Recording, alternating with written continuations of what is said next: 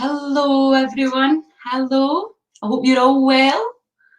It's great to be back today, and today our topic is in BSL Blethers. Today our conversation, we're going to be talking about deaf sports, and in particular the Olympics, Deaf Olympics. Now, we know that deaf people up and down the country, all around the world, love sports. And it's really part of our deaf lives, it's part of our culture. We've always been involved in sporting competition, whether it be football, swimming, badminton, golf, anything at all. We've always been a part of that. It's part of our identity. And in Britain, we have had our sports. We've had darts competitions, snooker, anything at all. So today, it's good that we're talking about that, because we can think back and think about the social aspect of it, of going to the deaf clubs and trying to aim high to improve everything that you've been doing, and also the new friendships that you've made as well. And the deaf community, the length and breadth of Britain, some of them have absolutely excelled, and their skills have been unbelievable, and have ended up representing the country in the Olympics. And the standards that they have is exactly the same as the hearing Olympics, so the Deaf Olympics, the same standards. So today I am so excited to have 3 guests today who were involved in sports and been involved in the Deaf Olympics. I'm absolutely sure we'll have loads to talk about this morning. I will look at the questions and ask them lots of questions, and I'll ask the questions to our guests on your behalf. So really, I just want to thank everybody for watching, and also I want to take this opportunity to acknowledge all the work that's been done, all the groundwork to get us to this stage. So our first guest today is John Church. Hi, John. Hello, Avril. Hi, John. Welcome to BSL Blethers. You well? I'm fine, thank you, Avril. Could you give our audience just a wee bit of your background, please? Well, my name is John Church, and this is my sign name. Some people in England use a different sign name. I went to St Vincent's School in Glasgow. And you've been in the Olympics, John? Yes, that's right. Yes, twice. I've been in the Olympics twice. In Cologne in Germany, and also in America in LA. Oh, I will definitely be asking you more about that later. Thanks, John, and well done. Our second guest today is Andrea Hardwick. Andrea, come and join us. Hello, it's lovely to see you, Andrea. It's nice to be here. Could you do the same as John, Andrea, and give us a bit about your background, what sports you played?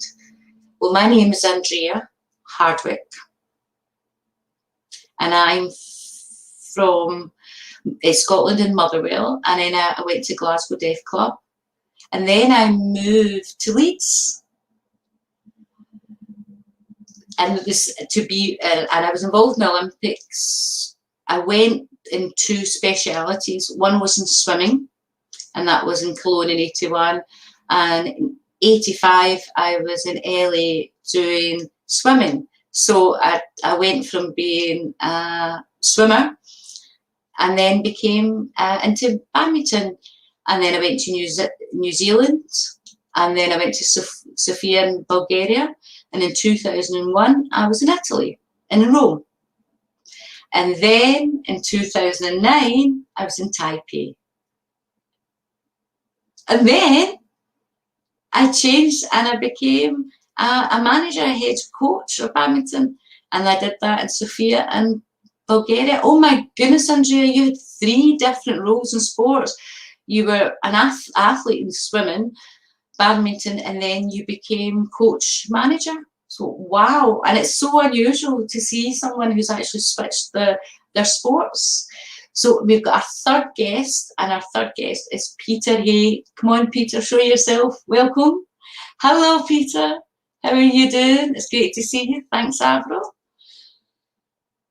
So my name's Peter Hay, and you were involved in sports, Peter. Yes, I was in athletics from 1965 in Washington, DC. It was the 300 meters, and then it went 3,000 meters, and then in 1981 I went to Germany, and 1985 Los Angeles, and then I became a kitman for the GB and world teams, and I did that in Taipei. So I was a kitman for the football. Wow! So you were in athletics first. What age were you? 20? Wow! Still a baby. And then later you then changed to become really helping the football teams, washing their clothes. Is that right? Giving them drinks? Yeah. Oh God, the old days I had to wash their kit. Yeah, that's exactly what we did. In the olden days, that's what we did. Compared to now, it's completely different. You put them in the washing machine and things like that. But then we had to do it a different way. It took hours and hours and hours, and you'd have to watch the players, and they would disappear, and it was just a lot of hard work. But it's an important role, Peter, because in the background you're making sure that the players are match fit in their clothes and all their equipment for their games, and that's great. I'm just so pleased and proud that you three are here, because you've represented GB, and it can show other deaf people, particularly young deaf people out there watching, what can be achieved. So I know that Andrea, in the background, my eyes have spotted all of those medals. How many medals are there altogether? There's 6 medals, Avro. 1 medal is for swimming, and the other 5 are for badminton. Wow. So you've had 6 Olympic medals. The gold, silver, bronze was for swimming, and that was in LA. New Zealand was 3 medals, gold, silver and bronze. Gold was the ladies' doubles, and then there was the singles and the mixed doubles. And then 2001 in Italy, I got the ladies' doubles bronze. And sorry, I think I've missed one. I have to go back. In 1993 in Sofia, I got the silver. So that's why I've got 6 medals altogether. Fabulous, Andrea. Wow. John, what about you? Did you ever get medals? In 1981 in Germany, this is the medal I got. I'll try and show it to the camera. We can't, you need to move it around. Oh, that's it. There we go. There it is. That's Cologne in Germany in 81. I also got in 1985 in America, in Los Angeles. This is the medal I got as well. Wow.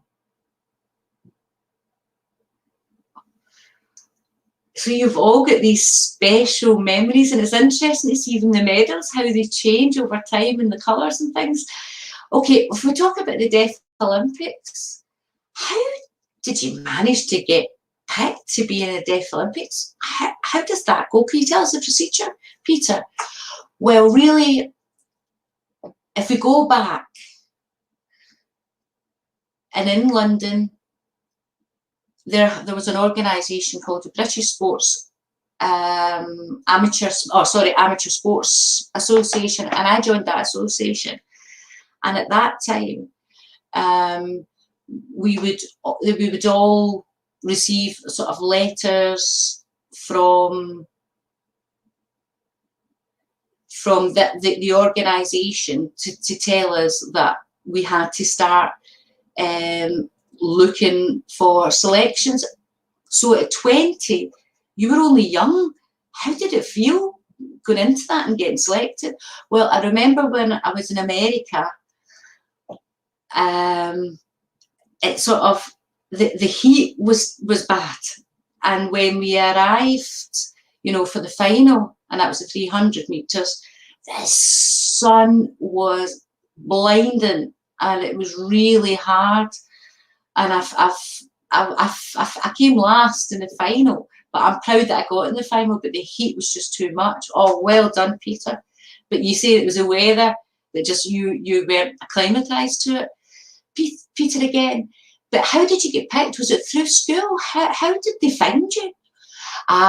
What happened was I joined a hearing athletics club at first. And then, but I knew that the school would, when I was at school in 61, there was competitions in Bristol, and there was 400 people, and I never heard anything about it. So then, 4 years later, there was, it happened in London. So it was really through the hearing club then that you got involved, but it was through the deaf club and through the deaf community that you found out about Deaflympics. Is that right? What about you, Andrea? Well, for swimming, it was the school that encouraged me to do that. I was at a mainstream school. However, at Park House School in Glasgow was one of the teachers that heard about me, that I was quite good at swimming. So she'd asked if I could come and represent the school in England. So we all went and we did swimming. I think there was, we did it every year, and I did that for 2 years.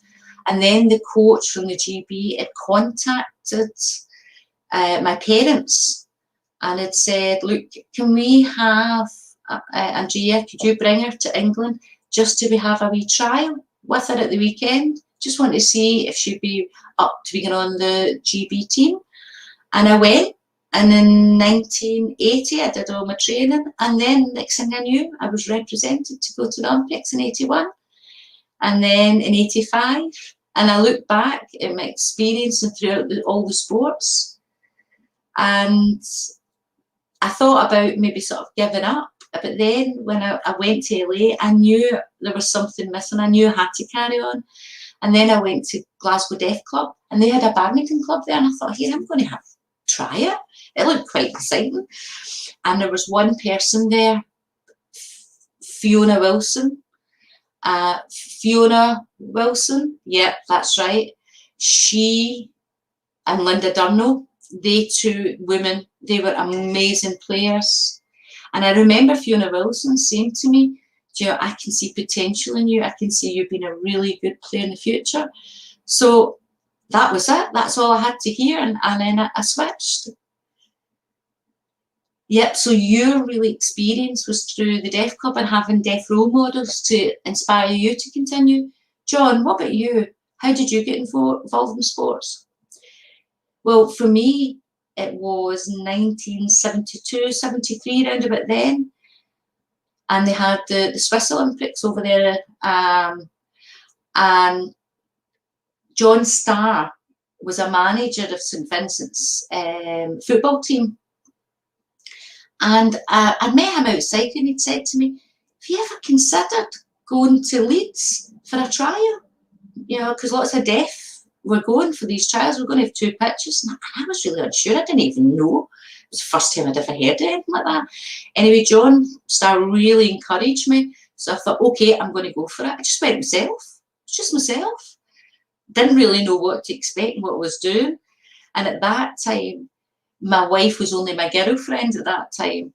So I asked her to come with me just for a bit of company. You know, we had to get a train. There was no cars. And we had to be there in sort of one day. And John started giving me the address. That as much as what I knew. I thanked him for that. And then I had to make my own way there. So I went to the trials, got home that night on the train. You know, other people were staying the weekend for 2 or 3 days before they picked, but I only had 1 day. That was my first time. I had to just go, do it on the day and come back. So I wasn't picked for the Olympics that day, but then I was playing for Scotland, and we were competing against England and Wales. And then I was asked again to do a trial. So they were doing the selections, and I got selected then, and the rest is history. So John Starr for you was the role model. He was the person that got you going. Peter, you told me before that when you were in, it was Mel Crooks, sorry, that was actually your role model as well. So it's interesting that each of you have had a figure in your life that's encouraged you to go there, and a big thank you to each of them. Absolutely. So now it's great to get a wee bit about your history, but what I want to ask you about is, particularly you, Andrea, starting first, you were a swimmer, and then you changed your sport to badminton, and that's not really that common. But I remember you telling me a story about the difference between swimming outdoor and swimming indoor. Can you tell our audience a bit about that? Well, what I'm referring to is the backstroke, Afro. When you're indoors, it's not a problem doing the backstroke because visually you've got a ceiling there. You can see the lights. They're all equally spaced out. You can work out where exactly you are in the swimming pool.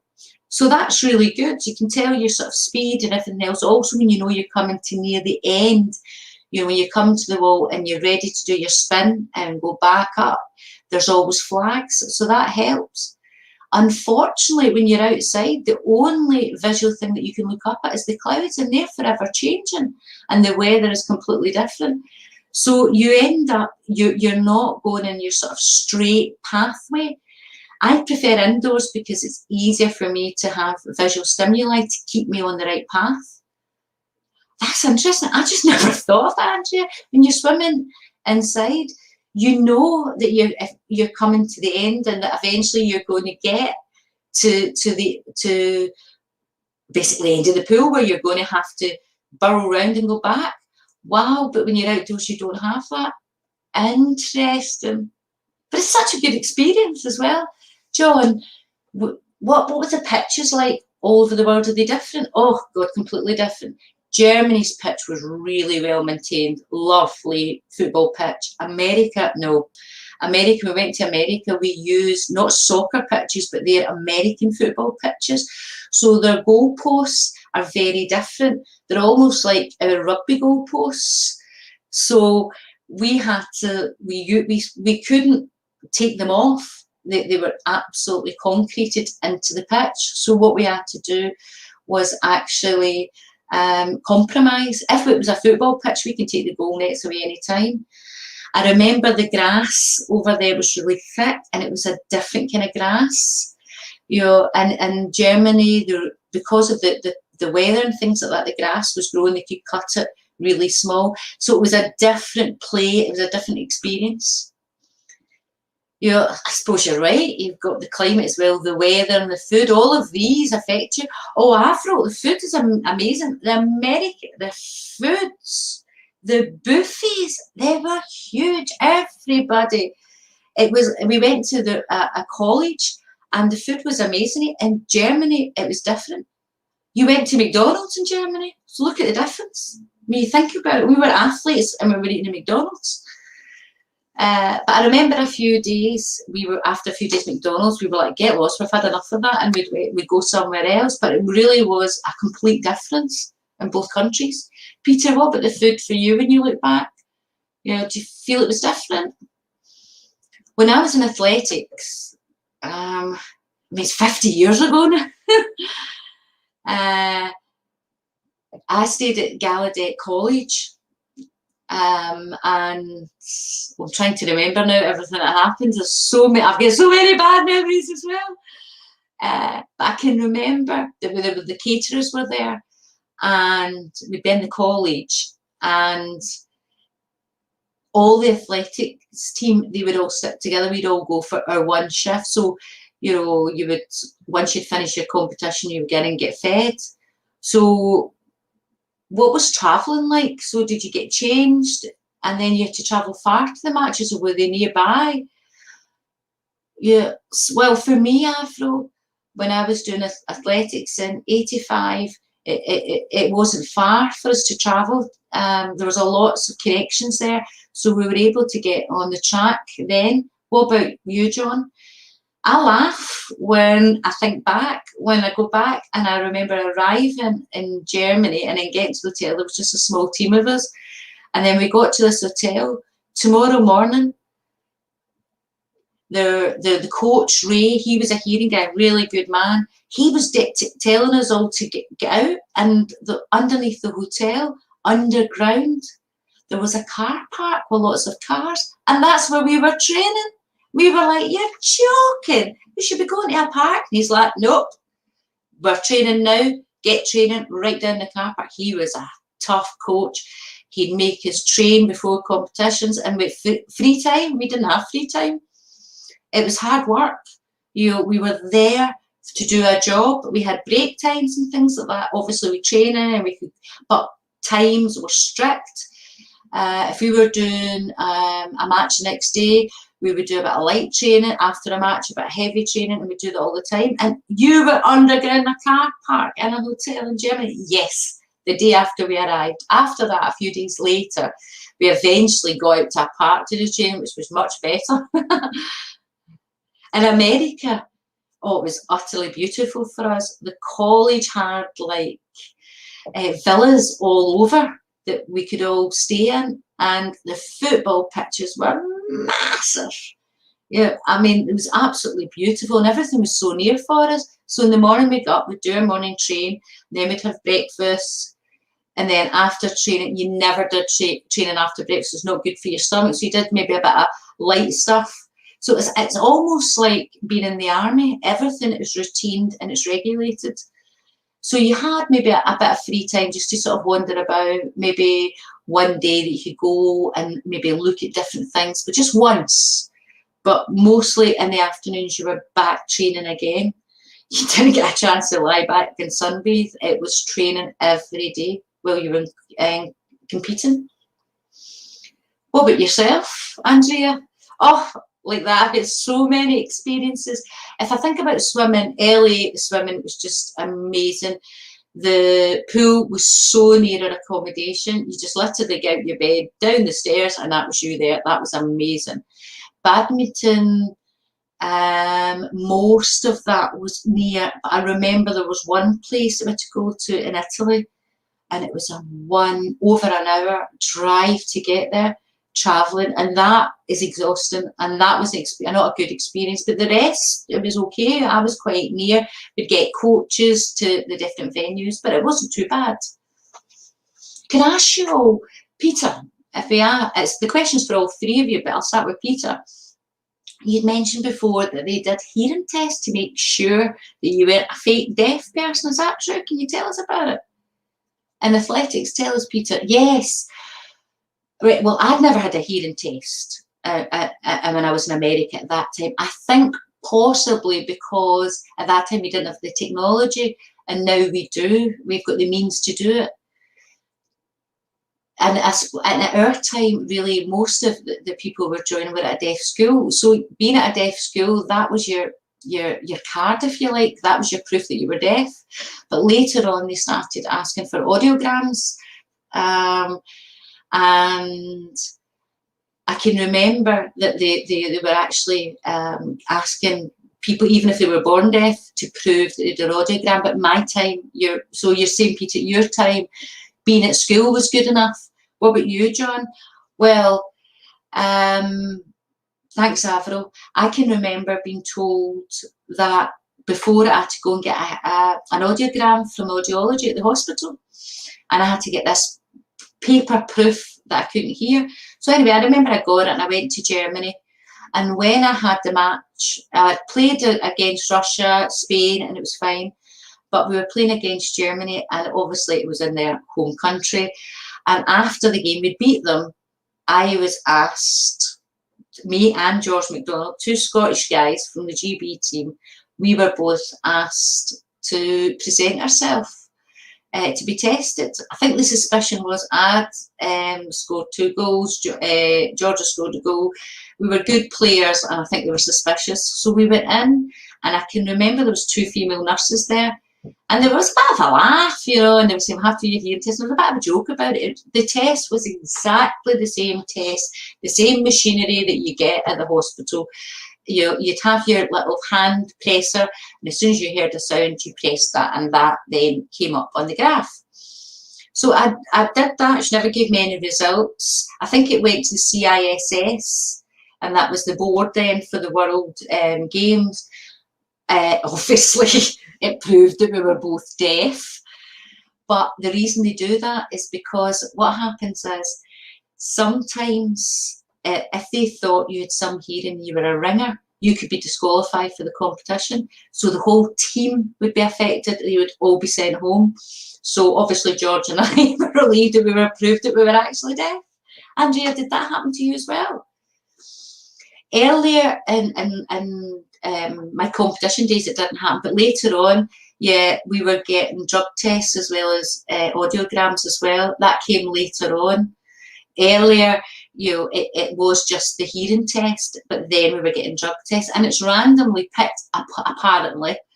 And John's right. If one person is part of the team, the whole team's disqualified and sent home in shame. And Peter, at your time, you didn't have any of that. You just said you were deaf, went to the school, and that was fine. But now we've got all these drug testing and things. The whole world of sports changing. So could I ask you all, when you went to the Deaf Olympics and you saw international sign being used, how did you find it? Oh, for me, John said, an absolute doddle. Easy, easy peasy. Do you think if you're already a sign language user, it's easy to adapt when you get there? Yeah, I would say at first it's just slightly, you're a bit lost to start with, but as soon as you see the sign, you just pick it up and it's just easy. I mean, the ABCs are different because it's one-handed for most of Europe and America, and we're a two-handed, but you pick it up like anything else, and as soon as you're there, you're immersed in it and it's fine. I get it. Avril's saying, once you're there, been a couple of weeks, you've already changed, and then you have to change again when you come back home. That's right, isn't it? Peter, what about you? Well, I can remember when I went to America and my eyes nearly popped out of my head when I saw them signing with one hand. I couldn't follow them. It's just too hard. And the British team, we kind of stuck together because we were sick. We could sign to each other, and it was impossible to follow the Americans as well. So we started to learn the ABC one-handed just to make sure we had effective communication. See, when you were in Deaf Sports, did you feel that was you in your world? Did you notice your culture there? Did you feel your identity? Did it feel like you were home? You were part of this external world family? Yeah, absolutely. All of us felt the same. I mean, for me, being there and my deaf community, they're my family, they're my cousins, they're my everybody. I felt I fitted in. It was all my brothers and sisters there together, and the atmosphere was just electric. It was just, you felt at home. It didn't matter whether you won or lost. It was just such a friendly, encouraging atmosphere, and it's just so beautiful. And it's just so amazing that I've had this sort of experience and all that learning I take with me. John, are you the same? Oh, Andrea just said exactly what I want to say. When we were in Germany, we met so many people because we were all together. And so after the games and things like that, we would start to chat to each other. We'd be walking in the streets, we'd bump into other people. There was plenty of chat going on. In America, because we were in the college, we would bump into again because we're in different villas. There was the Irish there, the Spanish, everything else. So it was great. But what was interesting, when we were in Cologne, the Russian team kept to themselves. Not one time did any one of them would break from the ranks. I mean, in our team, maybe three of us would go away and walk ourselves. Or the Russians, they kept together as a team. Everybody walked together in a crowd, and we noticed that was different. And I think that was in the olden days, and I think now Russians are very different now. Could I ask, and start with Andrea, could you show us some of your keepsakes that you've got? I think you've got some clothes that you've kept from the Olympics and the World Sports. Well, this is a tracksuit that I used to wear. Now you can see it. Wow, it's beautiful. Fantastic. Yeah, that was from Taipei. This is another one. Look at that. Do you see how it changes? Yep. Every time they change the design. The first time I was representing 1981, it was a suit. That's what you wore. It wasn't tracksuits. And this is it here. You see, it's a blue jacket. You had a scarf that you wore around your neck, like a neckerchief. It's interesting. Different clothes. Did you have different clothes? Yeah, John saying I had a suit as well. But did all of you have suits before? Yep, it was suits, and then we had a tracksuit, and that we'd wear when we were competing. But what Andrea's saying, yeah, we had a suit as well. It was exactly the same. And all of our suits, we threw them out. Oh no! Andrea kept us. I threw all mine out. Oh, I wish I'd kept them. She kept them in the loft. Peter, what about you? Did you have a suit? Yes, absolutely. It was a blazer and a badge, and I kept my badge. There you go. There's the old badge. So it's BDASA. Right, so BDSA stood for, what was that? It was the British Deaf Amateur Sports Association. And that name's changed, I believe. Yes, that's right, John's saying. And it changed to what? It changed to this one that John's showing up. BDSC, and that stands for the British Deaf Sports Council. Lovely. So it's interesting that it changed, you know, just the names and just through time. Wow, lovely you've kept it. We have a list of questions, and I'm going to just have a quick look at the questions from our audience, and I'll ask each of you. We have Louise Harris, who's got a question. First of all, she says, hello to all of you and well done and everything. Says she knows Andrea very well. When we were young, we were friends and we used to go swimming every Wednesday at Wishaw. Yeah, you remember that? That's a lovely memory. Thanks, Louise, for that. We've got Jim Colquhoun. He's now saying that he was with John Church and he was a player, and he was such a great player for St Vincent's. And he has such great memories of it. You know, honestly, I'll never forget, I was with John Colquhoun at St Vincent's football, and Jim was a really good player as well. Fantastic. I'm looking again at the questions. Oh, sorry, we've got a comment, and that's from George. George who's saying that he's looking, you know, when talking about, you know, the generation, George McGowan, and he says, when you look back, who would have been your deaf role model, you know, for the Olympics? And it's really good that all of you have said. And please, I hope that you all carry on. And I know it's difficult in society, and deaf sports seem to be diminishing now. You know, before we had plenty. So well done to all of you for just sharing your experience and telling us everything that's happened. Thank you. We've got George is asking a question. He's asking, if you look at the sports all over the years, in particular the Olympics. Oh, I think Avro's just frozen for a second. Here we go. It's now saying, if you compare things to now, what's the difference comparing now to then? Oh, well, Andrea's saying, in the old days, it was a charity, and we got lots of sponsorship, and there was lots of politicians, and there was politics involved as well to make sure. And the sponsorship made sure that that we could compete as equal with hearings in the UK. But now the UK Deaf Sports take over that. But before, there was no lottery and things like that, so it was always charities. So I think when the lottery started, charities didn't really get into so much, and it all changed as well. So really the biggest thing was the sponsorship. Yeah, definitely. For me, John's saying that when I think back to when we were in Germany, it was like the sponsorship, you got the sponsorship, you did maybe half and half fundraising, but when you went to America, you had to apply, and like I remember each player was trying to sort of raise £1,000 each, and I can't remember the person's name now. It went from me, but they were in sports and they wouldn't fund us, and my sister went nuts and put it to the newspaper and put a story in the newspaper that they refused to fund us. You know, just £1,000 to represent GB going to Olympics, and that was disappointing. But you're right, I remember that there was become under pressure for us to try and get sponsorship by ourselves as well as one for charities.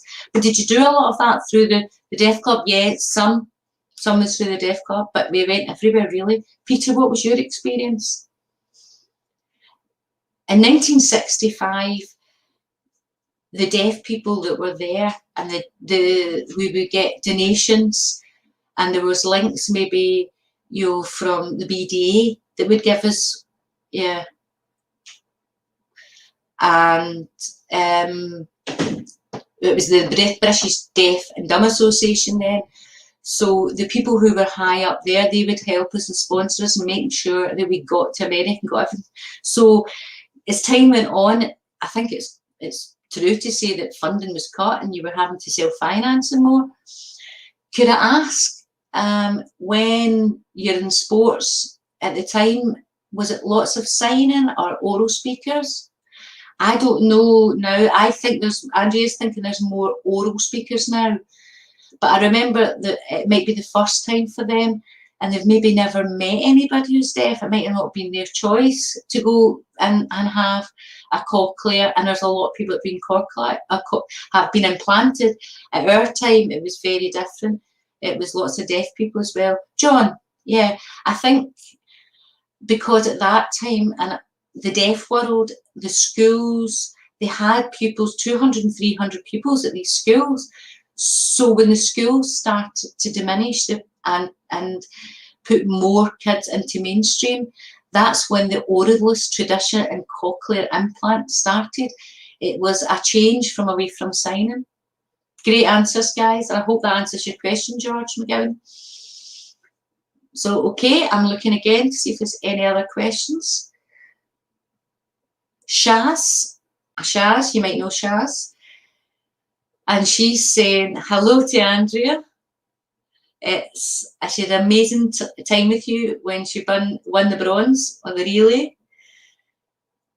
And said, do you remember Teddy Webb, RIP, who passed away? But thanks to him for all his help. Again, we've got so many questions coming in. Graham Duff has got a quick question. He said, it's just fantastic to see the history of deaf sports, and you're wondering, do you think it's dying now, or who's leading the fight now? I don't know, says John. Peter, I don't know. I hope, Andrea saying it'll carry on. At the moment, I think everything has just changed because of the coronavirus. No one knows. After that, who knows? But let's hope it continues. Peter, do you think it will continue? I think things are changing all the time. Your roles are changing. Just everything's changing. There's the new UK Deaf Sports. There's competitions happening. So there's so many things that's changing as we get into modern times. For me, John saying, I think the biggest thing was being finance, because the English FA, they get money from the Football Association, and GB money, I'm not sure if they get so much. So I think there's just disparity with funding as well and sponsorship. Andrea's saying that an association in England will help GB, but Scotland and England and Ireland won't help GB. So it's a weird thing how it works. And so because you've got this GB body for the deaf in England, it makes it more problematic. Okay. Andrea, can I ask you, when you're travelling all over, I'm sure you have brought keepsakes. Can you show us something that you put in your bag? I put this in my bag. That was my mascot for badminton. That's my favourite one. I had that always. My little Scottish teddy with the salt tire on it. And I really, from all of badminton, this little bear has been with me. We've got another question, and that's from Sean. And Sean's question is, and this is to each one of you, now looking to the future and thinking about young people wanting to get involved in sports, and how do you encourage them to get in sports? What would be your advice now? John, start with you. For me, I think it is different because the deaf club and this, well, really even the deaf schools are closing as well, and children are being put into mainstream school, so it's more difficult. And deaf clubs are really closing all the time, and a lot of young people are not going to the deaf clubs anymore because they don't have them there. Any ones that are there, it seems to be older people are using it. And we did try for a long time to try and get within St Vincent's, Hamilton, Aberdeen, Glasgow, Ayr. We all had our separate football teams, but they're all gone now.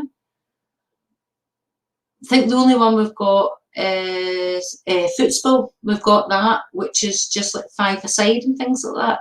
It's not the same, you know. So you maybe only have 20 or 30 people watching, and even that is, the audiences are getting less. So what would your advice be to young people now?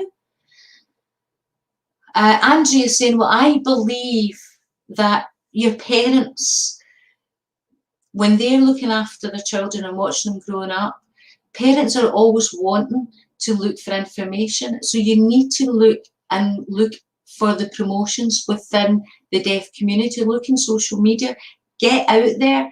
Also, hearing clubs can let you in as well.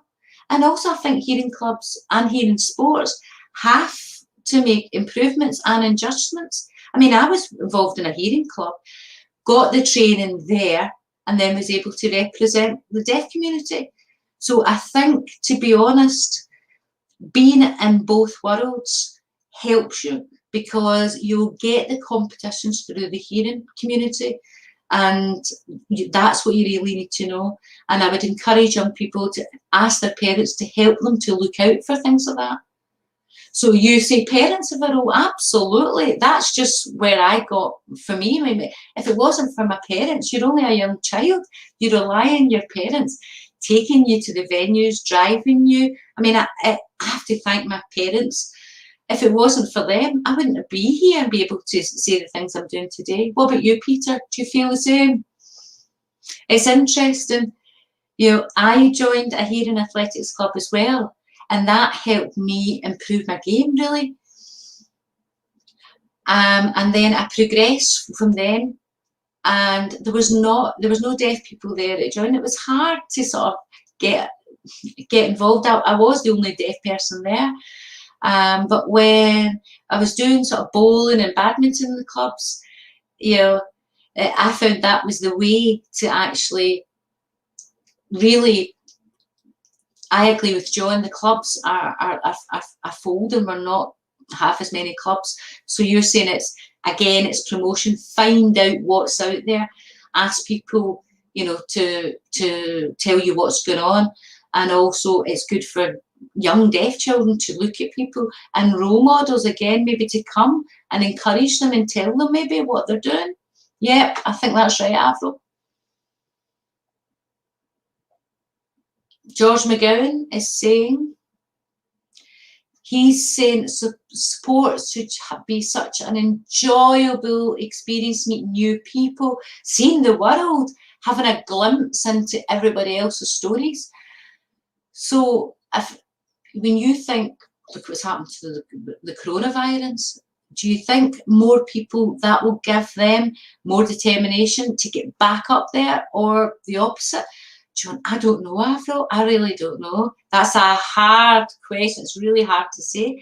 I suppose it depends on what rules are in each of the 4 nations, what you're allowed to do, what's been approved. I mean, it's hard to say. I think we're just going to have to wait until we're really back to our normal before we can make any decisions.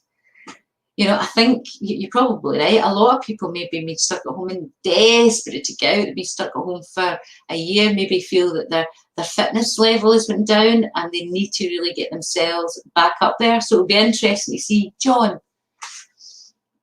I agree with what everybody's saying, but when I look at Scotland, we're really, we've not got a lot. England still has pockets, and not plenty of people, but they still have pockets of activity happening there in England. And Wales, I don't think they've got much as well. I think Scotland and Wales don't have much at all. But England does have more opportunities than us, because I say they've got pockets of sports activity. There is so many questions coming in, guys. People got lots to ask you.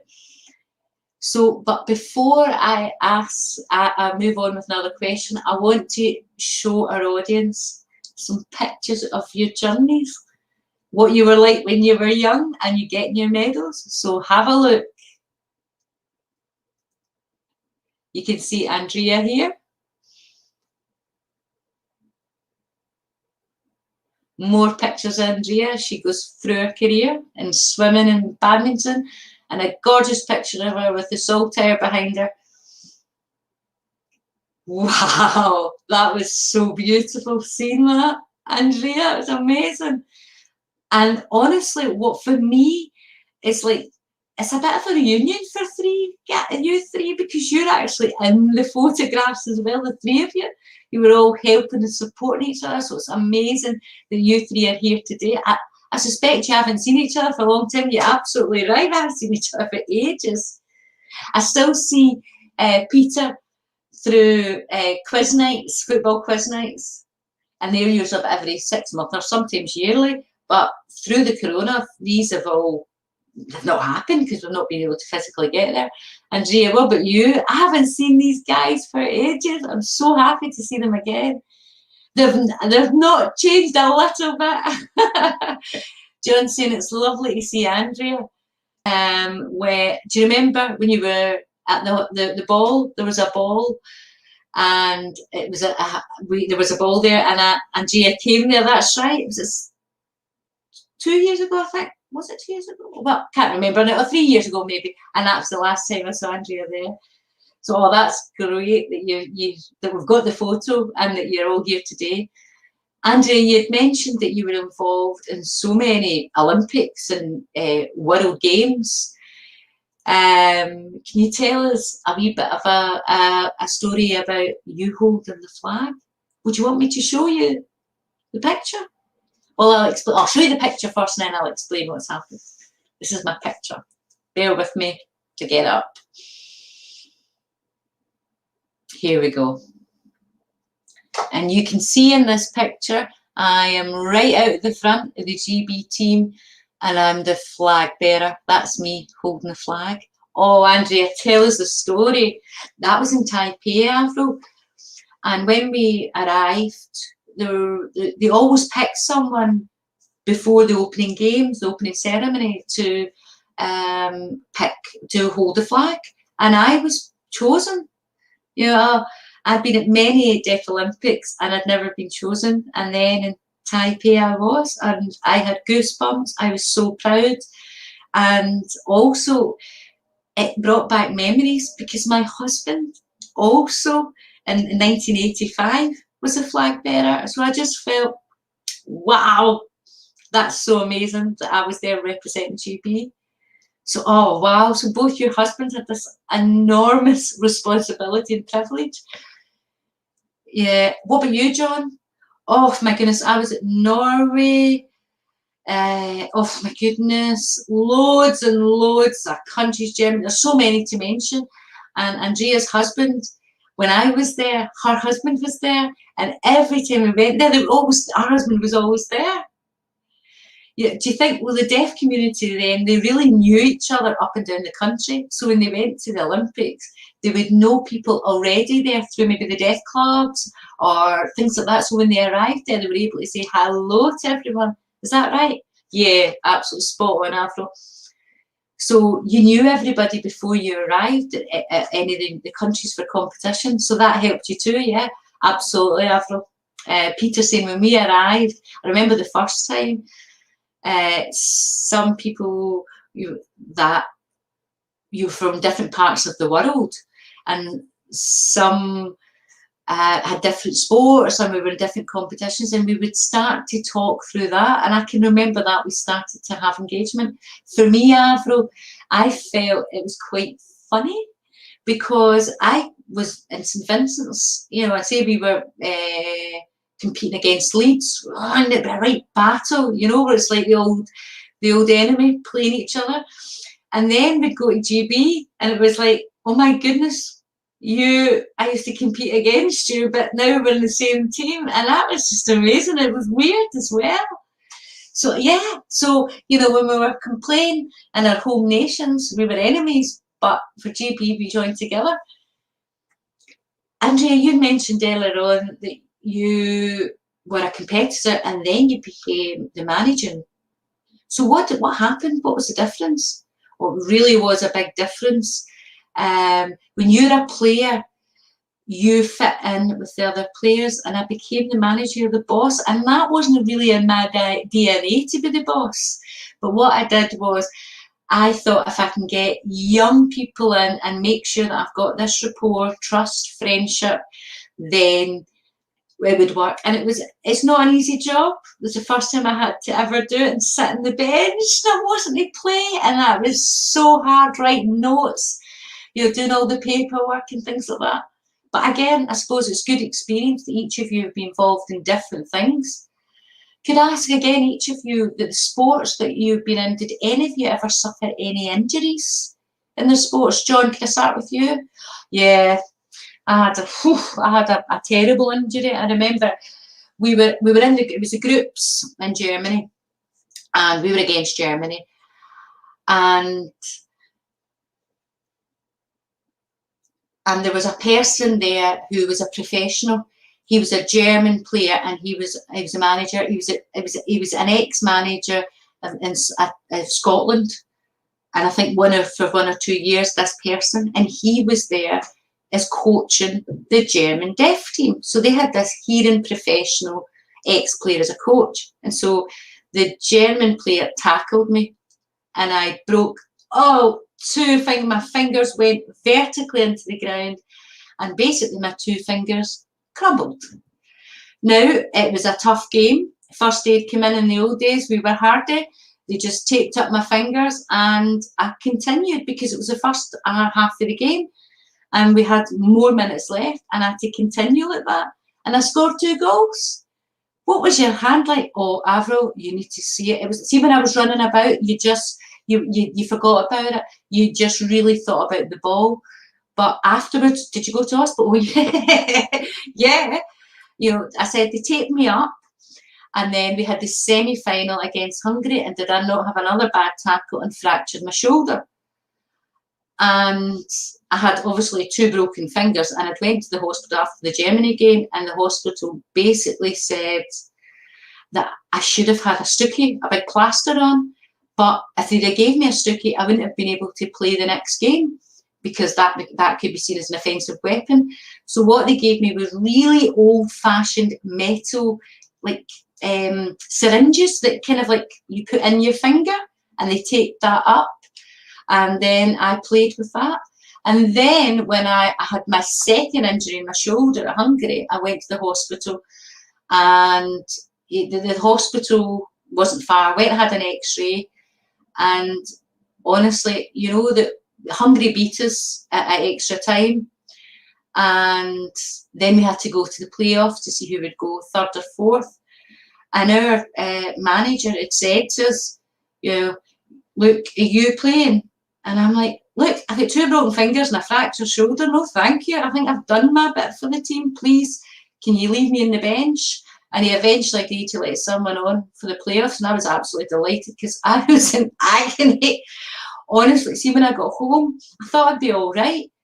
And then I got a letter from Germany telling me they were charging me for the transport, the ambulance, for the x-ray, for everything. And my older sister, she contacted someone high up in GB, I can't remember who it was, and said to them, look what's happened. We're getting these letters all the time. 10 times we get letters charging us and warnings and everything. You know, and I was terrified. My sister just went on the phone, explained to them, and they went, right, okay, and it eventually stopped. Honestly, they charged us for the ambulance, the x-ray, everything was detailed separately, everything they did, completely different from what we have. So What about you, Andrea? Was your injuries swimming, badminton? To be honest, I've wrote mostly badminton. You would get maybe sort of tennis, elbow, you could pull a muscle, you could just go over in your ankle. There was lots of things that could happen, and it depended what happened in the game. And to be honest, when you're there competing, you don't care about your injuries. You're only interested in that win. You think about the treatment later. I'm sure, Peter, you have seen more injuries than anything else in my life. Oh, match football, you always expect it. But I can remember it happening,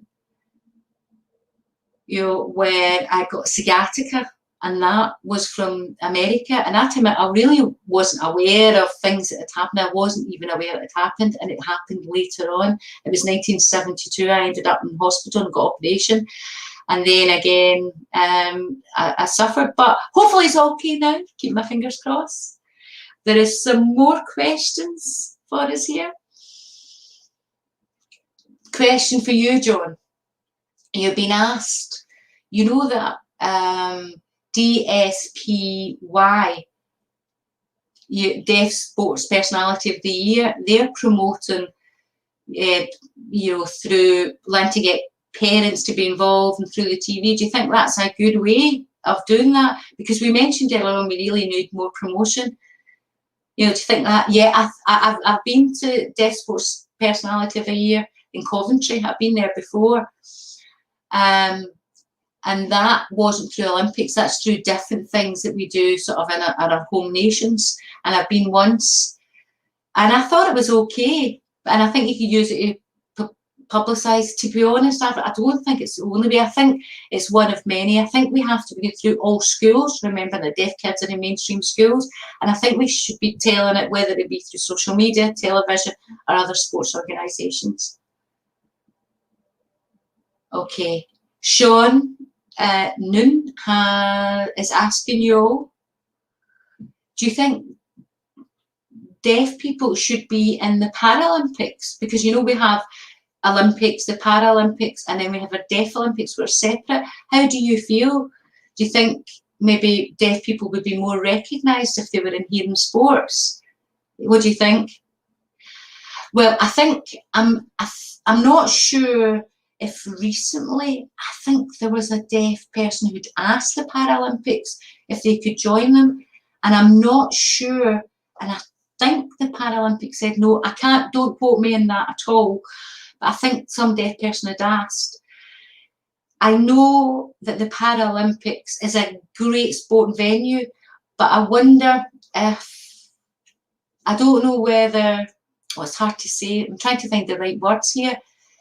Do you think they should be separate, John? Is that what you're trying to say? I think there's, well, for me, I'm deaf. So I know, you know, my legs can work, my arms can work, and everything in my body. It's my ears that don't work, and I use my hands to communicate. So I wonder if I was a deaf person being in the Paralympics, would that not give me an advantage? Maybe for other people with disabilities. So I think, you know, it's the deafness that we're having to look at. So maybe it would be that you would go maybe to the hearing one with adjustments. I don't know. Andrea's saying the Paralympics have different kind of groups, they've groupings, and they follow the disability. And I wonder maybe if they could have an additional group. John said, you know, that would be good then. And then if we had deaf people in their own group in the Paralympics, I would accept that, because then I would think the competition would be even. Like John, our deafness, it affects our ears, it doesn't affect our legs and other things. And I wouldn't hate to think that we would be using something that would be advantageous. So I think one way is making a separate group for us within the Paralympics, or we continue separately. Yeah, I'm with everything. I think it would be lovely in the future to give us the recognition, to give us the spotlight, if we could be in the Paralympics, but we had our own deaf grouping. And again, it all goes down to sponsorship as well. Paralympics is really high profile and lots of sponsorship are there. Lillian Lawson has a question for you. and Lillian Young, and she's saying that it really brought memories back when Andrea said about how she get goosebumps holding the flag. There's a question for you, John Church, regarding your fingers. Did you still score a goal after 2 broken fingers? I did. I scored 2. You still managed to do it with your wonky fingers. Just shows you that you had it. Oh, you make me laugh.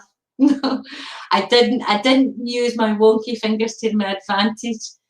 I didn't do anything like that. I am not a cheat, and I don't use a handball. Don't you give me a hand of God nonsense. And I think there's so many questions here, but we really don't have time. Could I just, I know that I don't know if we get time. Can I show my photos?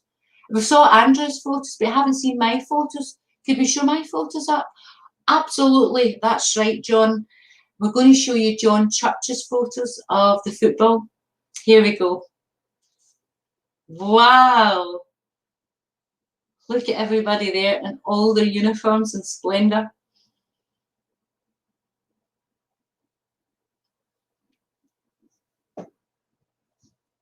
Amazing seeing everyone standing there today. Wow, so good. Did you catch yourself, Peter? Did you see yourself there? You as well, John? And Andrea? Andrea. See with the photograph where Andrea's there when she was picked for America. We'd went to the British Embassy, and we were really shocked that they picked us as a delegation to go to the British Embassy. It wasn't all of us, we were selected, and so we were really shocked and proud, and it was an amazing opportunity to meet the diplomats for the British Embassy. They gave us food, it was a kind of reception, had a chat. It was really nice. It was such a lovely experience, and I'll never forget that. Wow, you must have been so proud that you were the people that were selected to go to the British Embassy. Andrea, the last question to you, because time is running out. When you went to Taipei, you said the standards were different, yeah? Oh, the standards at Taipei were really high. Honestly, I would say it was exactly like the Hearing Olympics in the way of the atmosphere, the promotion, just the kind of support in Taipei. It was on the TV live. It was incredible. Children from their schools, deaf or hearing, were encouraged to come and support us all. Deaf kids were involved, hearing kids were involved. It was a real national celebration. I mean, there were so many hearing people there that just wanted to watch deaf sports. It was amazing. They managed to publicise it well. And you'd mentioned you got some autographs. People were asking me for autographs. Yeah, I was so embarrassed. They would come up and ask them for a photograph and an autograph, and I felt so weird and humbled. And they were so excited with their wee flags, wee kids. It was just so beautiful. When each of you actually got your medals and you went home, you know that the other countries, like Russia and other, when they go home, they, have a big party and their celebrations. What about for you guys? Did you come home and get, a winner's? Did they give you a house? Did they give you a car?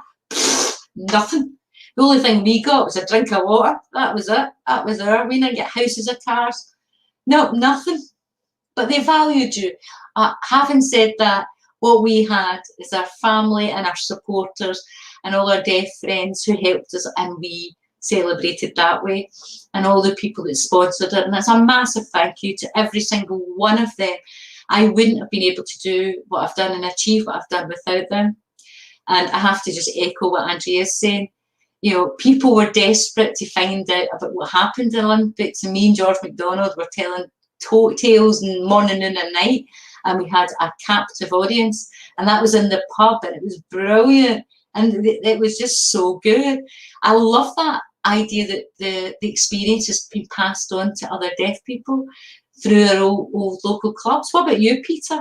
Oh, in the ancient old days, it was a different time when I was competing. It was a different life, a different social life compared, you know, then, because your pubs and things would close early.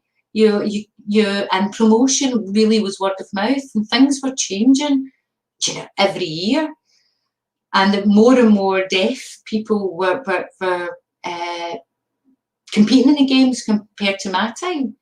It's great that we've actually had this journey, and you think, look, in the old times the pubs closed at 10 o'clock, and you would all be still standing out to 1, 2, 3 in the morning, gabbing in the street. Wow, that's marvellous. I'm just looking at the time, and we have went over, so I have to make this as the last question, hopefully. Was your coach a deaf person or a hearing for football? Can I ask each one of you? For me, Andrea, I was a hearing coach. For swimming, yes. Badminton, it was a hearing coach as well. Interesting. John, what about you? We had a hearing coach, Ray Green.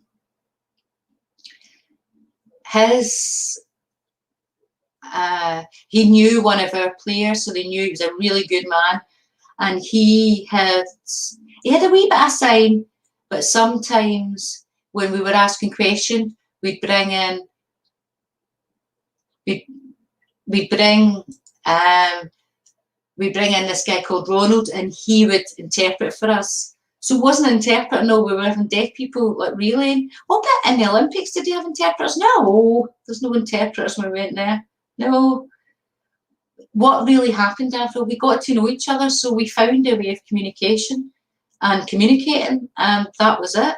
At the start, it was hard, don't get me wrong, trying to work out and trying to get an absolute rapport, but after a couple of days, we were immersed and we could do it. One thing I want to say is, I remember when I was at St Vincent's football, when Ray Green was our coach, the way he coached us, it was a different style. It was like really different. He was looking, he had a board and he would show us where our positions were, and he's telling us, no, look, you need to come back. And he made us think in a different way. So he gave us an insight that we hadn't had before. So that was really good. You know, so at St Vincent's, we were just doing it ourselves, you know, and trying our best. We did a training, but like strategy and game playing and planning and how you were going to have, you know, set up shots and things like that. Ray taught us how we could work together as a team, and the proof was in the pudding that we did it.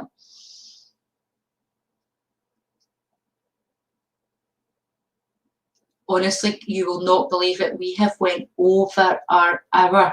I can't believe it. We could talk all day about our sports and all of our experience, but this has to be the last question now. What would be the last thing that you would like to say to our deaf audience? Anything at all, any tip, anything at all. Final word was with each of you. John, start with you. For me, I would say it's hard. The journey's hard. We had a very small group of people that went to our deaf club, and in the later days, in the early days, it was mobbed. You know, it was so big, and we had a youth wing and everything else. We had our sports hall, and that meant that young people could come. They felt as if they had a place there. But the club now, there is no place to train, that we don't have any of these facilities, and the only thing that we can offer now is a game of bingo, a cup of tea and a chat. So I would say to them, look, you really need to look far and wide beyond your own parameters to try and get any information. What about you, Peter, if you get any advice? I think when I look at the old days, the club really had lots of competitions happening, and things have changed. You know, lots of people have actually, as individuals, are joining different clubs. You know, some people are starting to learn about different things in sports. So you think social media is maybe the best. Thanks, Avril, for that sign. I couldn't remember the sign for it. But yeah, I think social media is helping people as well to understand what's going on. But for me, Avril, I just hope if there's any parents watching here, please think about your children. They will appreciate it. They have an opportunity. Look and try and see your child as an Olympian. They can be it. Contact the schools, demand information. The sports are out there. Be excited. Encourage your kids, even if it's joining a hearing club, but keep in contact with the deaf club, because the hearing club will help them with standards. But we need more deaf people there, and we need more deaf people competing in sports. We can all do it. It's part of our legacy. So that's what you really want to do, is the next generation. You want them to continue with this. Absolutely, every single one of us, agreement. And honestly, if anybody wants to know anything more, please contact me directly and I'll help them. I'm sure deaf people would want to contact you. You've got a wealth of skills and experience, and you're our heroes. You're the people who went and you represented us in sport in the world, and you came back with medals, and I am so proud of every one of you. And now we need to say bye-bye.